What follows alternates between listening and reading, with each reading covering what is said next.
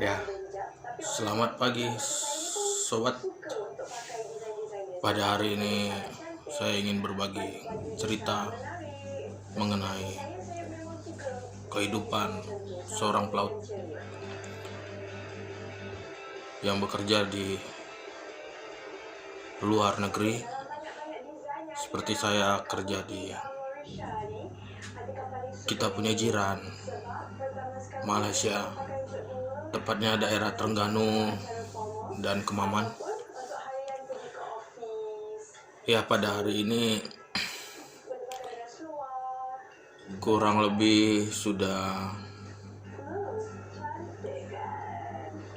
berkisar 9 bulan saya tidak kembali ke Indonesia, berhubung adanya pandemi COVID-19 ini yang tidak dapat mengizinkan saya untuk bertemu keluarga saya di Indonesia. Saya sedikit ingin berbagi pengalaman selama saya bekerja di atas kapal. Saya kerja di kapal Fast Cruise. Mungkin pelaut sudah mengetahui Fast Cruise. Ya, kalau orang-orang bilang itu kapal kaleng. Kenapa dibilang kapal kaleng? Ya, karena dia gampang terombang-ambing, gampang goyang kalau dihantam ombak, berbeda dengan kapal yang steel, besi, seperti supply. Kalau di offshore itu supply, itu sifatnya dia tidak gampang goyang. Juga karena memiliki tangki bahan bakar, tangki fresh water, dia juga punya tangki bulk, simen, barat. Ya, pelaut-pelaut kawakan teman-teman yang bekerja di pelaut, yang terutama di offshore, sudah sangat mengetahui lah. Dan dari segi kenyamanan dan gaji itu lebih besar di kapal AHTS dibanding dengan kerubut.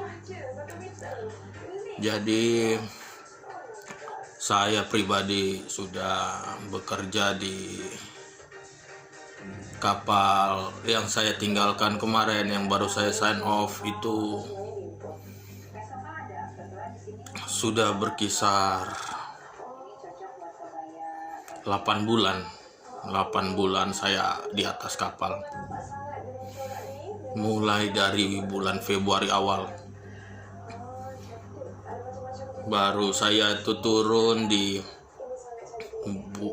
awal bulan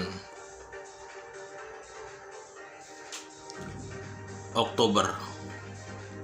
Jadi kebetulan saya bekerja di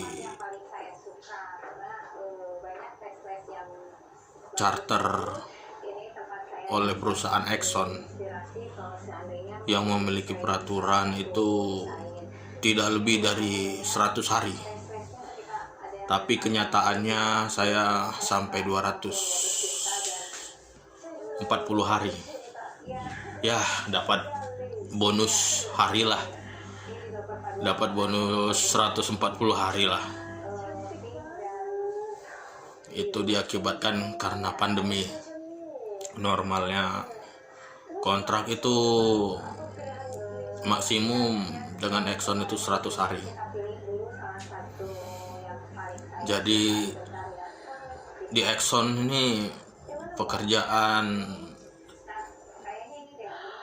operasionalnya boleh dikatakan cukup ketat, dalam pengertian dia lebih keselamatan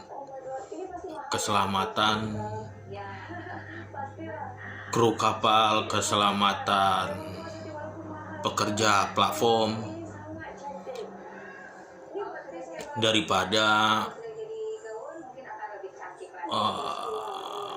daripada produksi lah, boleh dikatakan produksi mereka, karena mereka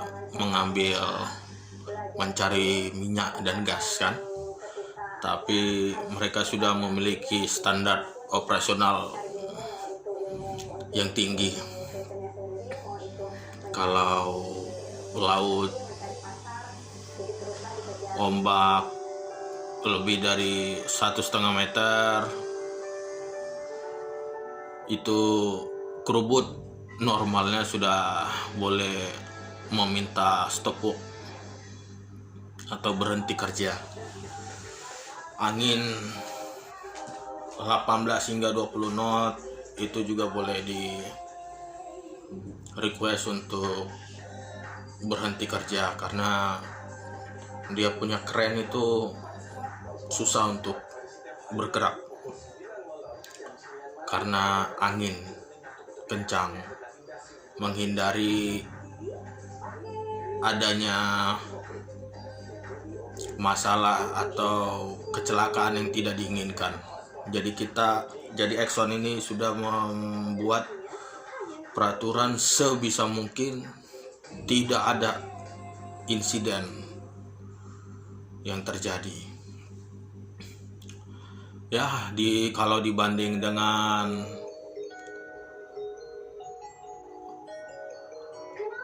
charter lain, kita lihat secara operasional ya,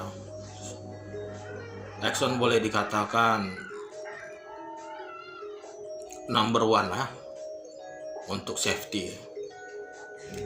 Tidak saya katakan charter lain tidak memiliki standar keselamatan yang tinggi, tidak. Mereka juga memiliki standar keselamatan yang tinggi. Akan tetapi Exxon ini orang lebih memahami, orang lebih mengenal peraturannya. Peraturannya cukup ketat, mulai dari keselamatan, mulai dari operasional kerjanya, sampai ya pemakaian ya, seperti kawan-kawan pelaut tahu juga, itu dia sangat memperhatikan pemakaian bahan bakar. Jadi untuk saat ini, berhubung pandemi juga masih belum berhenti, saya mencoba untuk men-challenge diri saya, apakah saya mampu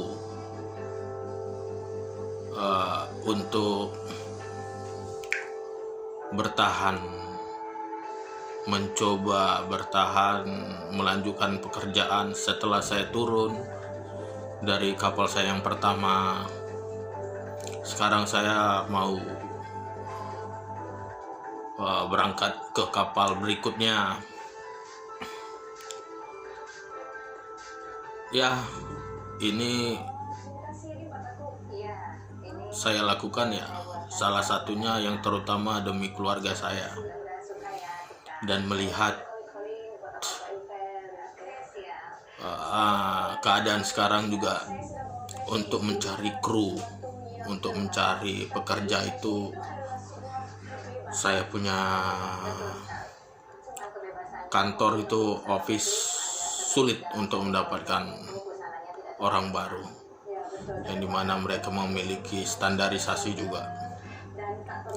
Jadi saya berpikir juga, ya tidak ada salahnya lah saya memberikan waktu lebih, saya juga hitung-hitung membantu perusahaan. Ya, yang intinya yang penting kita digaji ya, ada gaji bulanan, itu saja yang penting. Ya, kita juga menjaga kepercayaan perusahaan. Jadi jangan sampai kita tidak bekerja secara maksimal supaya majikan, ya, kalau orang Malaysia sini bilang majikan itu senang hati. Jadi dia boleh percaya kita, dia boleh panggil kita lagi, karena sifatnya kalau pelaut ini ya kontrak, samalah, tidak ada yang permanen ya. Kalau permanen ya kayak kerja government ya, di pemerintahan itu sudah ada ikatan kontrak ya, ada batas pensiun ya sampai 20 tahun kurang lebih seperti itulah. Kalau kita ini pelaut ini kontrak, selagi company sayang kita, selagi company masih percaya kita, dia akan panggil. Kalau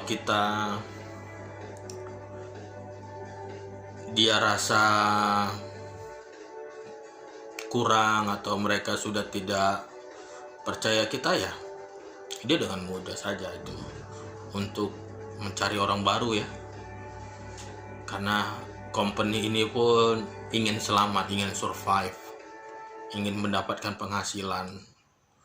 Jadi ya banyak lagi orang yang di luar sana yang mau kerja, ya begitulah. Kalau majikan ya begitu. Jadi ya semaksimal mungkin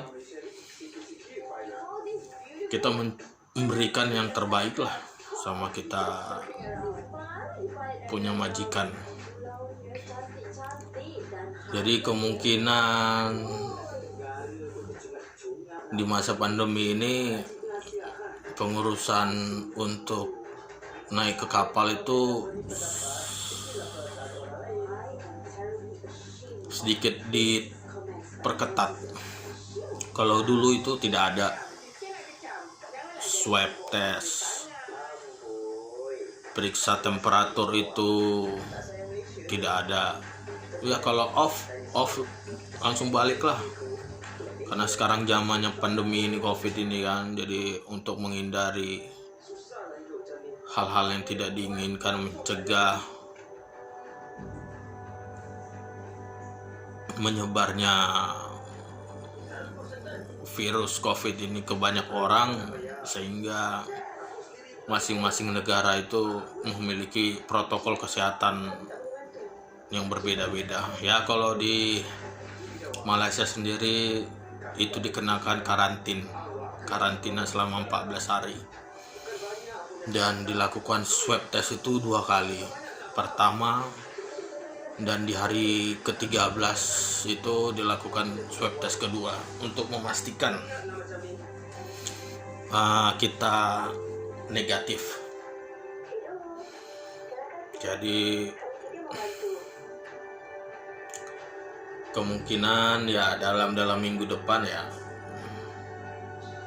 saya sudah bekerja di kapal berikutnya, tepatnya di Kemaman ya, di Sungai Kuang. Kalau pelaut-pelaut daerah Malaysia sudah mengenal lah Sungai Kuang, Kemaman. Di situ ya mungkin saya akan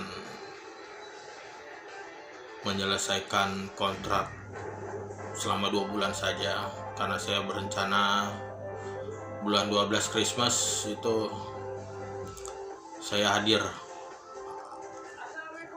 di rumah lah. Jadi biar bisa bertemu sama anak dan istri. Ya, boleh blaam-blaam, bahasanya udah lama nih nggak blaam-blaam. Ya kalau blaam-blaam itu ya kawan-kawan saya sudah tahu lah blaam-blaam itu apa ya. Nah, kalau sobat sekalian, sobat ingin mengetahui blaam-blaam itu apa ya, boleh komen ya, nanti boleh komen tanya vlog blaam-blaam itu apa sih ya, yang ingin menanyakan di perusahaan mana saya bekerja, boleh komen nanti saya akan boleh bantu sharing lah, berbagi saya punya company itu apa, bagaimana proses untuk menjadi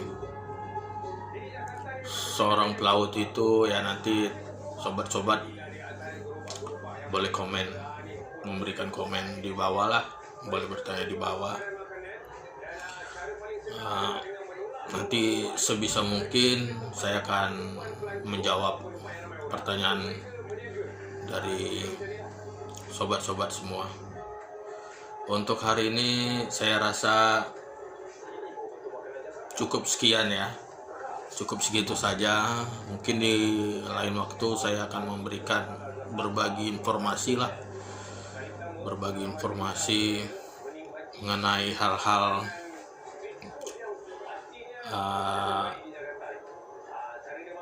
kepelautan. Bagaimana sebenarnya kehidupan pelaut itu ya, banyak hal ya, banyak cerita yang boleh sobat-sobat dengarkan, dan sebisa mungkin saya akan berbagi. Oke. Salam Pelaut Indonesia, salam. Yang lama sudah tidak berjumpa dengan keluarga, tetap semangat.